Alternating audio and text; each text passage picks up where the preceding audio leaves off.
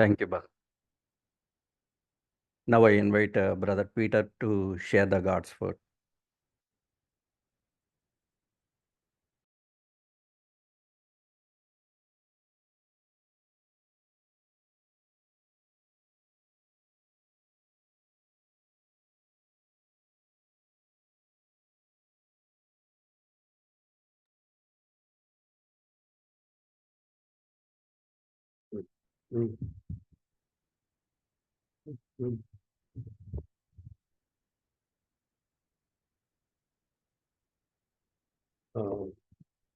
Brothers and sisters,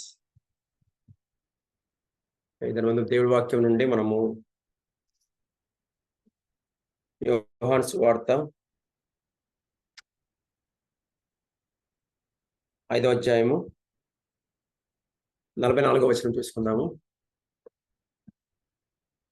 5వ అధ్యాయం 44వ వచనం.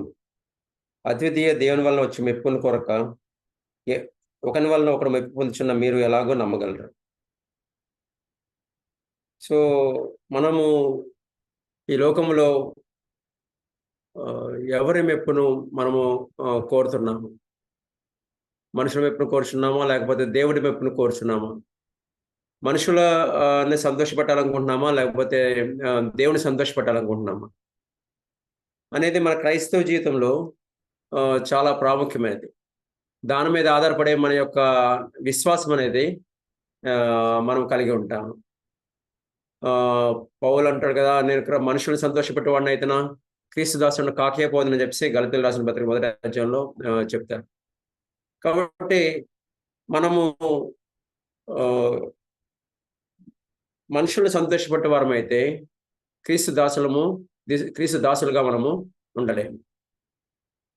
ఇక్కడ అద్వితీయ దేవుని వల్ల వచ్చు మెప్పును కోరక ఒకడి వలన ఒకడు మెప్పును పొందుచున్న మీరు ఎలాగూ మీరు ఎలాగ మనం నమ్మగలరని చెప్పి యేసుప్రభు చెప్పారు. యేసుప్రభు ఈ లోకంలో ఉన్నప్పుడు ఎల్లప్పుడూ తండ్రి యొక్క చిత్తం చేయవాలని చెప్పేసి, తండ్రిని సంతోషపెట్టాలని చెప్పేసి యేసుప్రభు ఎల్లప్పుడూ ఆశించేవారు. నన్ను పంపిన వాడిని చిత్తం చేయాలి, ఇందుకోసమే నేను ఈ లోకంలోకి వచ్చాను, ఆయన ఏం చెప్తారో అది నేను చెప్తాను, ఆయన క్రియలు నేను చేస్తానని చెప్పేసి యేసుప్రభు ఎల్లప్పుడూ ఈ లోకంలో చెప్తా ఉండేవారు. సో కాబట్టి ఆయన ఎన్నడూ కూడా మనుషుల్ని సంతోషపెట్టాలని చెప్పేసి యేసుప్రభు ఎన్నడూ ఆశించలేదు. కానీ ఈ లోకంలో మనం చూసినట్టయితే యేసుప్రభు ఈ లోకంలో ఉన్నప్పుడు యేసుప్రభు సిలువ వేయబడక మునుపు పిలాతు ఎద్దుకు యేసుప్రభు తీసుకుని పోబడినప్పుడు, పిలాతు ఎదుట నిలబడినప్పుడు పిలాతు ఏం చేస్తున్నాడో ఒకసారి చూసినట్టయితే, ఒకసారి మార్క్స్ వార్త చూసుకుందాం. ఒకసారి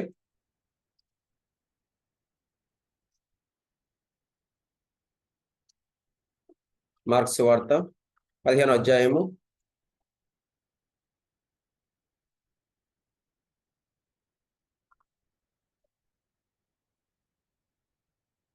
3వ వచనంలో, ప్రధాన యాజకులు ఆయన మీద అనేకమైన నేరములు మోపగా పిలాతు ఆయన చూసి, మరలా నీవు ఉత్తరం ఏమీ చెప్పవా?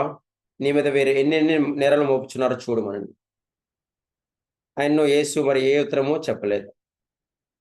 పిలాతు ప్రధాన యాజకులు యేసుప్రభు మీద చాలా నేరాలు మోపుతున్నప్పుడు ఏంటి నువ్వేం సమాధానం చెప్పవేంటి అని చెప్పేసి పిలాతు యేసుప్రభుని అడిగినారు. అయినా సరే ప్రభు ఏమీ సమాధానం చెప్పలేదు. తర్వాత 9వ వచనంలో, ప్రధాన యాజకులు అసూయ చేత యేసును అప్పగించిన పిలాతు తెలుసుకొని, నేను యూదుల రాజును మీకు విడుదల చేయకూర్చున్నారా అని అడిగారు. అతడు బరబ్బను తమకు విడుదల చేయాలని జనులు అడుక్కున్నట్లు ప్రధాన యాజకులు వారిని ప్రేరేపించారు. చూడండి, మొట్టమొదట కొంచెం సరే ఏదో విధంగా నేను విడిపించాలని చెప్పేసి యేసుప్రభుని విడిపించాలని చెప్పేసి పేతురు పిలాతు ఇక్కడ ఆశించినాడు. నేను మీకు నేను యూదుల రాజును మీకు విడుదల చేయకూర్చున్నారని చెప్పేసి అడిగారు. కానీ చివరికి చూసినట్టయితే 14వ వచనంలో, అందుకు పిలాతు ఎందుకు అతడు ఏ చెడు కార్యం చేసినని వారిని అడుగుగా వారిని సిలువ వేయమని మరి ఎక్కువగా కేకలు వేసింది. పిలాతు జనసమూహం సంతోషపెట్టుకు మనసు గలవాడై వారికి బరబ్బను విడుదల చేసి యేసును కొరడాలతో కొట్టించి సిలువ వేయని అప్పగించాను. ఇక్కడ చూడండి, మొట్టమొదటి సరే కొంచెము విడిపించాలని చెప్పేసి చూశారు. కానీ పిలాతు చివరికి ఎప్పుడైతే ప్రధాన యాజకులు ఇంకా జనసమూహము సిలువ వేయమని చెప్పేసి వారు కేకలు వేస్తున్నారు, 13వ వచనంలో వారిని సిలువ వేయమని మరలా కేకలు వేసిరి. అందుకు పిలాతు 15వ వచనంలో పిలాతు జనసమూహం సంతోషపెట్టుకు మనసు గలవాడై వారికి బరబ్బను విడుదల చేసి యేసును కొరడాలతో కొట్టించి సిలువేని అప్పగించాను. ఈ విధంగా మనం కూడా అనేక సార్లు మన క్రైస్తవ జీవితంలో కొంచెము నీతి కోసం నిలబడడానికి మనము ప్రయత్నిస్తాము. ఎవరైనా శోధించినట్టయితే, మనల్ని ఎవరైనా సరే తప్పు మార్గంలో నడిపిస్తున్నట్టయితే మనం కూడా లేదంటే అలా చేయనండి నేను అలాగా మీరు చెప్పినట్టు చేయలేనండి మీరు చెప్పిన మార్గంలో నేను నడవలేనని చెప్పేసి కొంచెము రెసిస్ట్ చేయడానికి మనము ట్రై చేస్తాం. కానీ ఎప్పుడైతే అవతల నుంచి కొంచెం ప్రెషర్ ఎక్కువైపోతుందో, ముఖ్యంగా యవనస్తులకు ఆ యొక్క ప్రెషర్ అవతల నుంచి ఎప్పుడైతే ఎక్కువైపోతుందో, నువ్వు ఈల్డ్ వారికి ఈల్డ్ అవ్వనట్లుగా వారు ఎలాగైతే ఎప్పుడైతే వారిని మనల్ని ప్రెషరైజ్ చేయడానికి ట్రై చేస్తారో, మనలో యేసుక్రీస్తు ప్రభువునందు బలమైన పునాది లేనప్పుడు, యేసు ప్రభువులో మనము ఒక స్థిరమైన పునాది లేకపోయినట్టయితే, నేను చేసినట్టయితే ప్రభువుని దుఃఖపెడతాను, నేను ఆత్మలో బలహీనం అయిపోతానని చెప్పేసి ఎప్పుడైతే మనము గ్రహించమో, అప్పుడు నెమ్మదిగా మనము ఎదుటి వారిని సంతోషపెట్టాలని చెప్పేసి నెమ్మదిగా ఈల్డ్ అయిపోవడము మనము చూస్తాం. అది ఆఫీస్లో స్నేహితులు అవ్వచ్చు, మీ కాలేజీలో చదువుతున్నప్పుడు కాలేజీలో ఉన్న స్నేహితులు అవ్వచ్చు, లేకపోతే మన చుట్టుపక్కల వారు అవ్వచ్చు, లేకపోతే బంధువులను అవ్వచ్చు.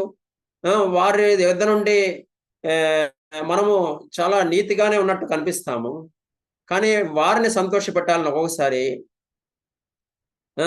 మనము మనుషుల్ని సంతోషపెట్టాలని చెప్పి ప్రభువుని అప్పగించేవారిలాగా మనం ఉంటాం. ఇక్కడ పిలాతు మొట్టమొదటి ఏదో విధంగానే సరే విడిపించాలని చెప్పేసి ట్రై చేశాడు. కానీ ఎప్పుడైతే ఆ సిలువ మీద వారు కేకలు వేస్తున్నారో, మనుషుల్ని సంతోషపెట్టాలని చెప్పేసి మనుషుల్ని సంతోషపెట్టాలని బరబ్బను విడుదల చేసి యేసును సిలువేన వేయడానికి అప్పగించారు. మన క్రైస్తవ జీవితంలో మనం మన దేవుని సన్నిధికి వచ్చి క్రమంగా వస్తున్నప్పటికీ, మనము ప్రార్థన చేసుకున్నామని చెప్పినప్పటికీ, లేకపోతే దేవుని వాక్యం చదువుతున్నామని చెప్పినప్పటికీ, ప్రాక్టికల్ సిచ్యువేషన్స్లోకి వెళ్ళినప్పుడు ప్రభువు కోసం ఒక స్టాండ్ తీసుకోవాల్సిన సమయం వచ్చేసరికి మనము ఆ సమయంలో ఏ విధంగా ప్రభు పక్షమునగా నిలబడేవారిలాగా మనం ఉన్నాము.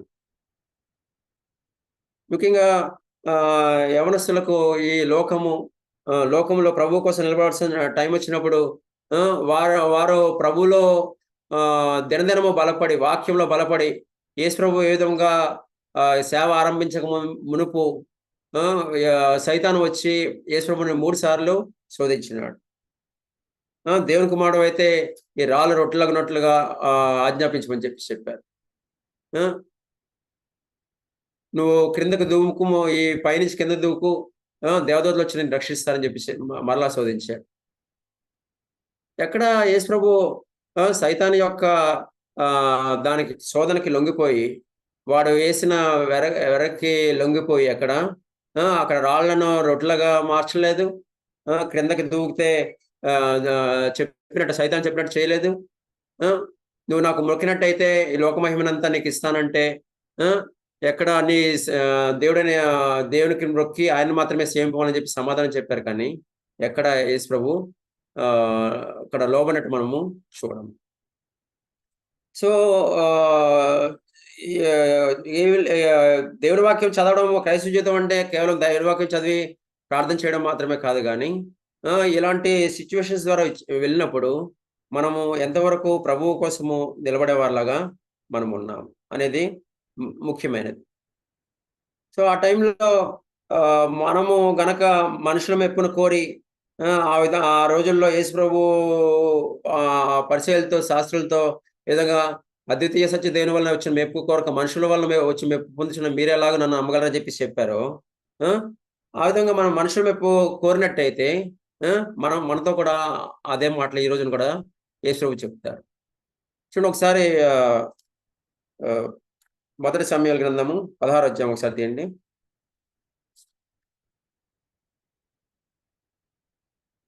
ఇక్కడ సౌలుతో 15వ అధ్యాయము, మొదటి సమూయేలు 15వ అధ్యాయము 3వ వచనంలో కాబట్టి నువ్వు పోయి కనికరింపక అమాలేకులను హతం చేయొచ్చు, పురుషులనేమి, స్త్రీలనేమి, బాలురనేమి, పసిపిల్లలనేమి, ఎద్దులనేమి, గొర్రెలనేమి, ఒంటెలనేమి, గాడిదలనేమి అన్నిటిని హతం చేసి వారికి కలిగినదంతయు బొత్తిగా పాడు చేసి అమాలేకులు నిర్మూలన చేయమని చెప్పారు. మొత్తం అందరినీ నశింప చేయమని చెప్పేసి చెప్పినాడు సౌలుతో.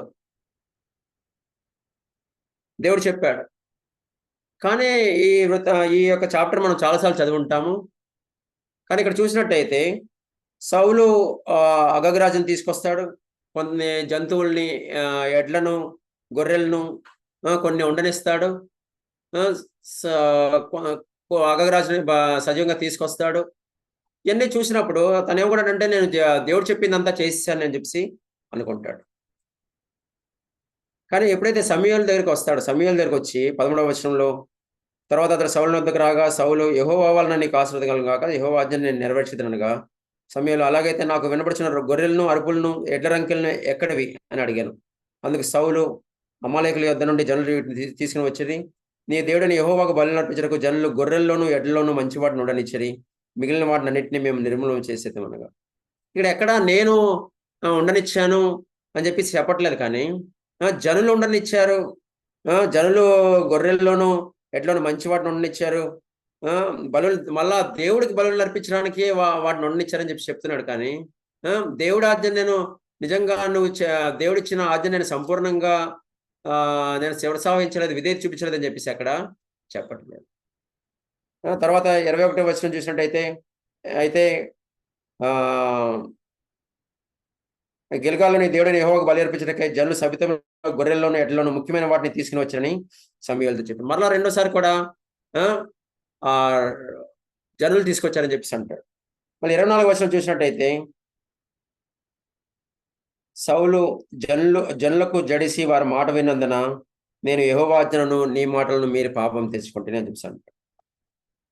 జనులకు జడిసి వారి మాట విన్నందున యెహోవా ఆజ్ఞను నీ మాటను మీరు పాపం తెచ్చు అంటే తను ఎక్కువగా మనుషుల్ని సంతోషపెట్టాలని చెప్పేసి ఇక్కడ సౌలు ఇవన్నీ మనకు ఎందుకు రాయబడినవండి? మన అన్ని బుద్ధి కలగడానికి, మన క్రైస్తవ జీవితంలో మన ప్రభు ఎదుట జీవిస్తున్నప్పుడు ఇవన్నీ మనకు బుద్ధి కలగడానికి, దేవుని సంతోషపెట్టే జీవితం మనం ఎలా జీవించాలి, మనుషుల్ని సంతోషపెట్టినట్టయితే మనం ఎలాంటి ప్రమాదంలో ఉన్నాము, దేవుని దుఃఖపరిచే వారిలాగా ఉంటామని మనం బుద్ధి కలగడానికి ఇవన్నీ రాయబడినాయి. ఇక్కడ జనులకు జడిసి నేను వారి మాట విన్నానని చెప్పేసి దేవుని ఆజ్ఞను మీరని చెప్పేసి చెప్తున్నాడు.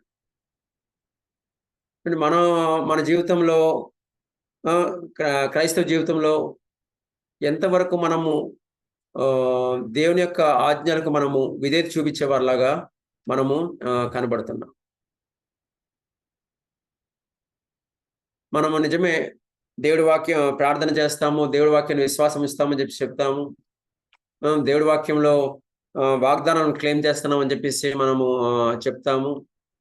యవనస్తులుగా నాకు రక్షణ వాగ్దానం దేవుడిచ్చారు, యవన కాలంలో దేవుడు నన్ను రక్షించారు అని చెప్పేసి మనం చెప్తాము. కానీ దేవుడు చెప్పిన విధముగా చేయడానికి మనం ఎంతవరకు ప్రయాసపడుతున్నాము మన జీవితంలో? అందుకనే మనం ఒకటే గురి, నేను ఎల్లప్పుడూ దేవుని సంతోషపెట్టాలి.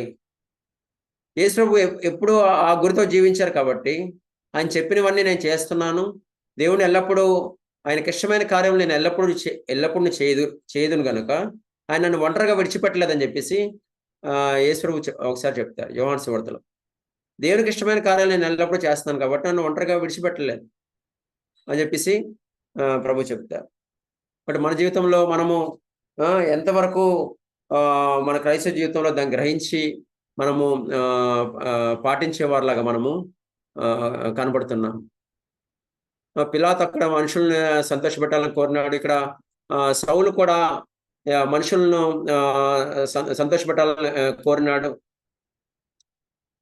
కానీ దేవుని గ్రంథంలో మనం చూసినట్టయితే యోసేపు జీవితం మనం ఒకసారి చూసినట్టయితే యోసేపు ఒకసారి చూడండి, ఆదికాండము 39వ అధ్యాయము మనం ఎందుకు యోసేపు దగ్గర నుంచి గురించి ఇంకా ఇతర భక్తుల దగ్గర నుంచి మనం ఎందుకు ఈ రోజు కూడా చదువుకుంటున్నామండి? వారి యొక్క జీవితములు వారు ఎలాగా దేవుడి మీద భయభక్తులు కలిగి దేవుడి కోసం నేను జీవించాలి. దేవుడు నాకు ఇచ్చిన ఒకే ఒక జీవితము.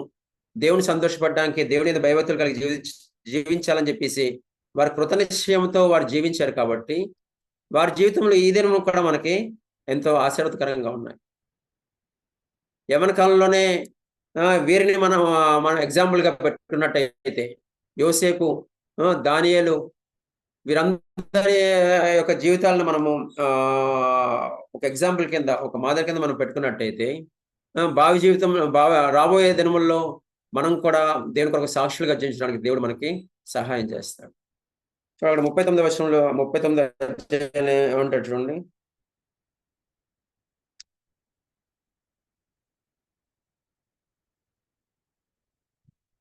ఏడవ వచనం. అటు తర్వాత అతని యజమాని భార్య యోసేపు మీద కన్ను వేసి తనతో సైనించమని చెప్పాను. అయితే అతడు ఒప్పక, నా యజమానుడు తన కలిగిందంతయు నా చేతికి అప్పగించను కదా, నా వశంలో తన ఇంటిలో ఏమి ఉన్నదో అతడు ఎరుగడు. ఇంటిలో నాకంటే పైవాడు ఎవడు లేడు. నీవు అతని భార్యమైనందున నిన్ను తప్ప మరి దేన్ని నాకు అప్పగింపక ఉండలేదు. కాబట్టి నేను ఎట్లు ఇంత ఘోరమైన దుష్కారం చేసి దేవునికి విరోధంగా పాపం కట్టుకుందనని తన యజమాని భార్యతో. ఇక్కడ ఎక్కడ మనుషుల్ని సంతోషపెట్టాలని కానీ తను తాను సంతోషపెట్టుకోవాలి అని చెప్పేసి ఎక్కడ యోసేపు ఆశించలేదు.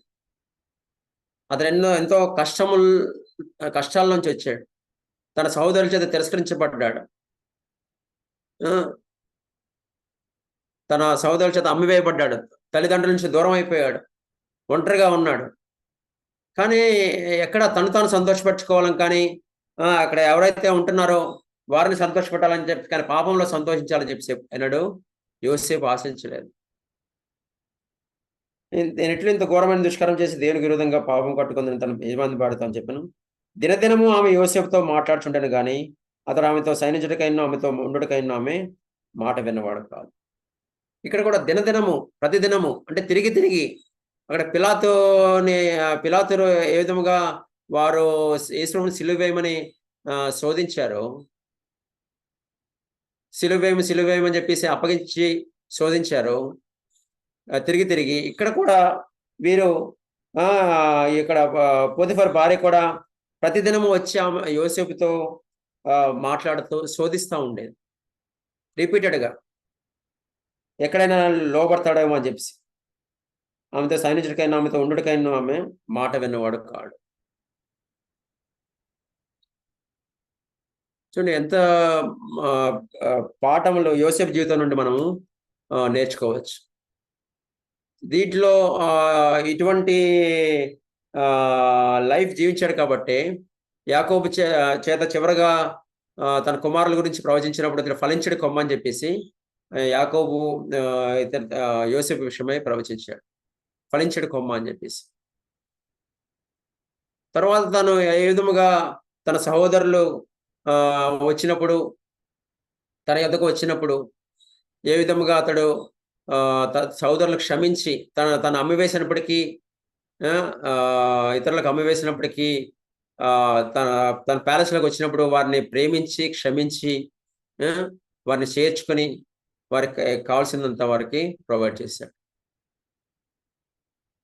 చూడండి, దేవుని యందలి భయభక్తులు గల జీవితము ఏ విధముగా ఒక ఫ్రూట్ఫుల్గా ఉంటుందో మనము యోసేపు జీవితం చూసినట్టయితే మనము అర్థం చేసుకోగలం. ఈ దినమున వేయబడిన విత్తనము ఈ దినము మనము ఏ విధముగా జీవిస్తాం, ఈ దేవుని కోసం మనము విత్తనాలు వేసినట్టయితే దాని యొక్క ఫలములు ఒక 30-40 years తర్వాత మనము దాని యొక్క ఫలములు మనము చూస్తాం. యవ్వన కాలంలో దేవుని కోసం జీవించిన జీవితము, భయభక్తులు కలిగి జీవించిన జీవితము ఎక్కడా వ్యర్థమైపోదండి. రాబోయే దినముల్లో ఈ యవ్వన కాలంలో వేసుకున్న పునాది రాబోయే దినముల్లో అది బలమైన ఒక బిల్డింగ్ కట్టడానికి, దాని మీద ఆ పునాది మీద బలమైన బిల్డింగ్ కట్టడానికి దేవుడు సహాయం చేస్తాడు. కాబట్టి యవ్వన కాలంలో గాడ్స్ హోలీనెస్ మీద పునాది వేసుకున్నట్టయితే, దేవుడి యందు భయభక్తులు గల జీవితము మనం కట్టుకున్నట్టయితే రాబోయే దినంలో అనేక మందికి ఆశీర్వాదకరంగా ఉండడానికి దేవుడు మనకు సహాయం చేస్తాడు. యోసేపు జీవితం మనకి అందరికీ తెలుసు. ఏ విధంగా ఫలభరితమైన జీవితం అతడు జీవించడం మనకి తెలుసు. తర్వాత దానియేలు ఒకసారి చూడండి. దానియేలు గ్రంథం చూసినట్టయితే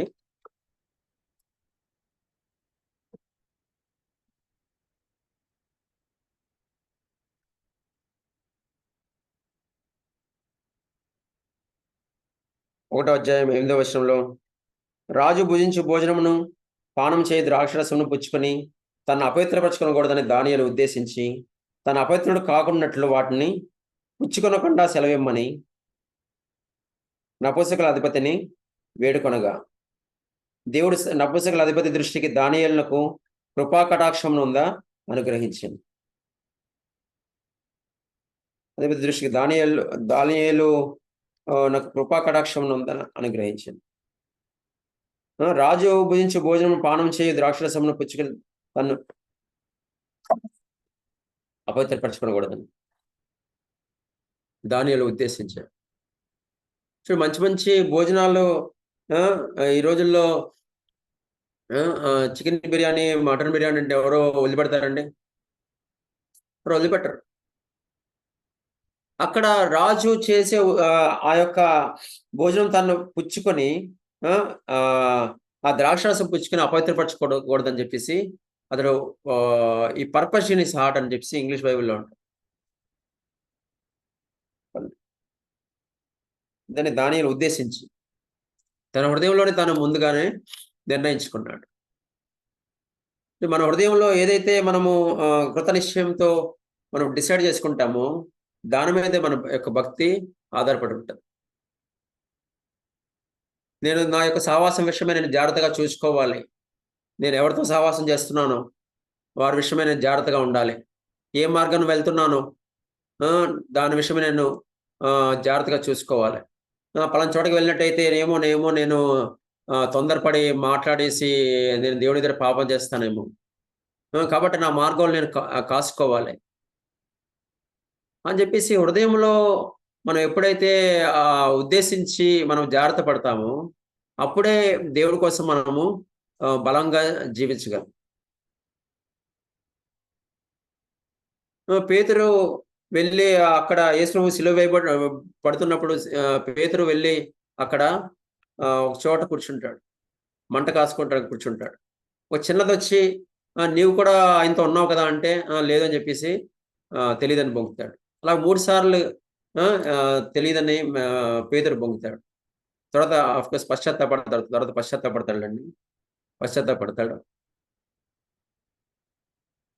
కాబట్టి మనం వెళ్ళే మార్గములో మనము హృదయంలోనే ముందే నిశ్చయించుకోలేకపోయినట్టయితే మనము ప్రభువుని మనుషులు సంతోషపెట్టాలని చెప్పేసి మనుషులు రమ్మన్న చోటకి వెళ్ళిపోయినట్టయితే దేవుణ్ణి దుఃఖపెట్టే వారిలాగా మనము ఉంటాం. మన జీవితంలో ఎంతో ప్రాముఖ్యమైన సమయాన్ని మనము పోగొట్టుకుంటాం. యవ్వన కాలం అనేది చాలా ప్రశస్తమైన సమయం. మీరు మీ తల్లిదండ్రుల భక్తి పరులన్నట్టయితే సరే తల్లిదండ్రుల యొక్క ఇన్స్ట్రక్షన్స్ కింద ఇన్స్ట్రక్ట్ చేస్తూ ఉంటారు. అది కాదు, ఇది కరెక్ట్ కాదు, ఇది కాదు అని చెప్పేసి ఇన్స్ట్రక్ట్ చేస్తూ ఉంటారు. కానీ ఒకసారి విద్యను ముగించి ఎడ్యుకేషన్ అయిపోయిన తర్వాత సపోజ్ జాబ్ పర్పస్లో బెంగళూరు ఎక్కడన్నా అటైపు వెళ్ళిపోవాల్సి వస్తుంది. చెన్నై, హైదరాబాద్ వెళ్ళాల్సి వచ్చినప్పుడు అక్కడ ఎవరు మనకి ఇన్స్ట్రక్ట్ చేస్తారండి? అనేక మంది ఫ్రెండ్స్ ఉంటారు.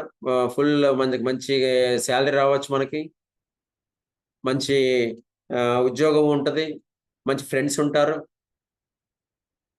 మంచి ఫుడ్కి మనకి మంచి ఎర్నింగ్ ఉండొచ్చు, మనకి మంచి భోజనం చేయడానికి మనకి మంచి ఎర్నింగ్ ఉండొచ్చు. అక్కడ ఎవరు మనకి ఇన్స్ట్రక్ట్ చేస్తారండి? మనము దేవుడి యందు భయభక్తులు కలిగి ఉన్నట్టయితే, యేసు ప్రభువులో బలమైన పునాది వేసుకున్నట్టయితే, నేను దేవుడినే సంతోషపెట్టాలి కానీ మనుషుల్ని సంతోషపెట్టకూడదు. దేవునికి ఇష్టమైన కార్యం చేయాలి కానీ మనుషులకు ఇష్టమైన కార్యం చేయకూడదు అని చెప్పేసి మనము హృదయంలో నిశ్చయించుకున్నట్టయితే మనము బలమైన పునాదిని మనము వేసుకునే వారిలాగా మనము కనబడతాం. సో, కాబట్టి ఆ అద్వితీయ దేవుడి వలన వారికి అందరికీ అంతా ధర్మశాస్త్రం తెలుసు. పరిసయ్యులకి, శాస్త్రులకి ధర్మశాస్త్రం తెలుసు. వాళ్ళు దేవుని ఆజ్ఞలు పాటిస్తా ఉండేవారు. సమాజ మందిరానికి వెళ్తా ఉండేవారు. కానీ మనుషుల మెప్పనే అనే దాని వలన వాళ్ళు దేవుడిని దేవుడి యందు యేసుప్రభునందు ఎవరైతే ఎవరినైతే తండ్రి అయిన దేవుడు పంపించారో ఆయన యందే వారు విశ్వాసం ఉంచలేకపోయారు. యేసు ప్రభువు కూడా ఎన్నడూ మనుషుల్ని సంతోషపెట్టాలని చెప్పేసి ఎప్పుడు కోరలేదు. సత్యమును నేను తండ్రి చెప్పిన సత్యమునే ఆయన యేసు ప్రభువు ప్రకటిస్తా ఉండేవారు. వడ్రంగి షాప్‌లో పనిచేస్తూ తన కుటుంబాన్ని పోషిస్తూ 30 సంవత్సరాల వరకు తల్లిదండ్రులకు విధేయత చూపిస్తూ 30 సంవత్సరాలప్పుడు తండ్రి ఆజ్ఞను బట్టి సేవను ఆరంభించి బాప్తిజం ఇచ్చి యోహాను దగ్గర వచ్చి అందరితో పాటు లైన్‌లో నుంచొని అక్కడ బాప్తిజం తీసుకొని ఆయన యేసుప్రభు సేవను ఆరంభించారు. సేవను ఆరంభించిన తర్వాత కూడా ఎక్కడ శిష్యుల్ని సంతోషపెట్టాలని కూడా ఎక్కడ యేసుప్రభు చూడలేదు. నేను నా పరలోకపు తండ్రిని ఒక పర్పస్‌తో నేను ఈ లోకంలోకి వచ్చాను. సో, తండ్రి యొక్క చిత్తం నేను నెరవేర్చాలి. నా తండ్రి నన్ను పంపిన వాడి చిత్తము నెరవేర్చుటయే నాకు ఆహారమైనది. ఆయన ఒక పని మీద నన్ను పంపించారు. ఆ పని నేను ముగించాలని చెప్పేసి యేసుప్రభు ఈ లోకంలో జీవించారు. మనకు కూడా ఈ లోకంలో దేవుడు ఒక పనినిచ్చారు.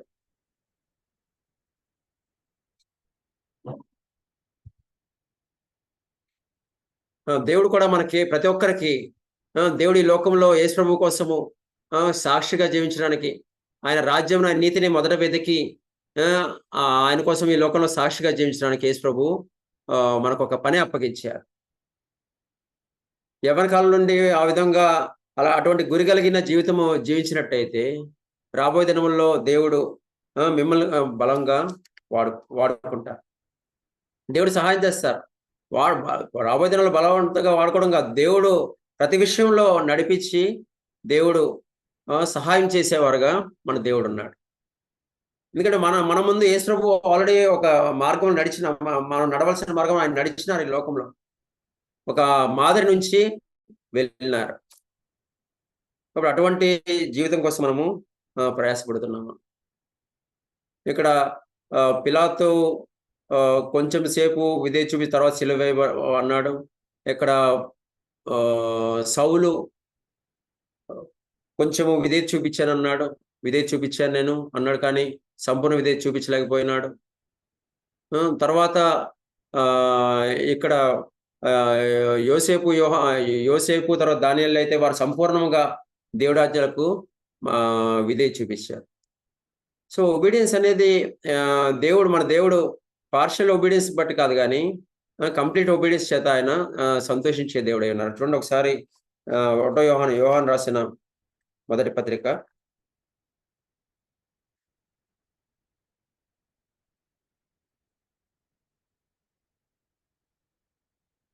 2వ అధ్యాయము